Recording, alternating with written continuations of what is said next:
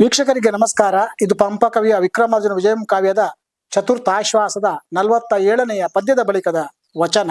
ಅದು ಹೀಗಿದೆ: ಅಂತು ಕಮಲವನಂಗಳಾದಿತ್ಯಂಗೆ ಕೈಯಂ ಮುಗಿವಂತೆ ಮುಗಿಯೇ, ಜಕ್ಕವಕ್ಕಿಗಳು ಸುರದ ಮಕರ ಧ್ವಜನ ಸುಭದ್ರೆ ವಿರಾಹ ಪರಿತಾಪಮಂ ಪಚ್ಚುಗೊಂಡ ಸುಂಗೊಂಡಗಳೇ, ಸಂಧ್ಯಾರಾಗಂ ಅವರ ಮನದನುರಾಗಮನನು ಕರೆಸುವಂತೌಟಾಗೆ ಬಳಿಯಂ ಕ್ರಮ ಕ್ರಮದೊಳೆ.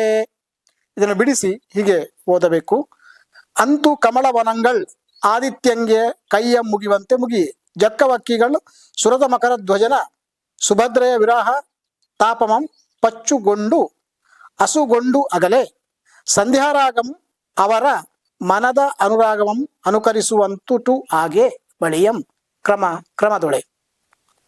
ಇದರ ಅರ್ಥ ಹೀಗಿದೆ: ಅಂತು ಕಮಲವನಂಗಳ್ ಆದಿತ್ಯಂಗೆ ಕೈಯ ಮುಗಿವಂತೆ ಮುಗಿಯೇ. ಹೀಗೆ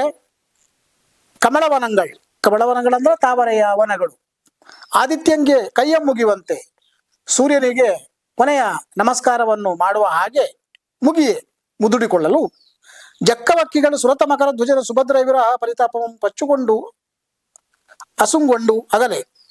ಈ ವಾಕ ಹಕ್ಕಿಗಳು ಸುರತ ಮಕರ ಧ್ವಜ ಅಂದ್ರೆ ಅರ್ಜುನ ಮತ್ತು ಸುಭದ್ರೆಯ ವಿರಹ ತಾಪವನ್ನು ಪರಸ್ಪರ ಹಂಚಿಕೊಂಡು ಅಸುಂಗೊಂಡು ಅಗಲೆ, ಬೇಗನೆ ಅಗಲಲು, ಸಂಧ್ಯಾರಾಗಂ ಅವರ ಮನದ ಅನುರಾಗವನ್ನು ಅನುಕರಿಸುವಂತುಟು ಹಾಗೆ.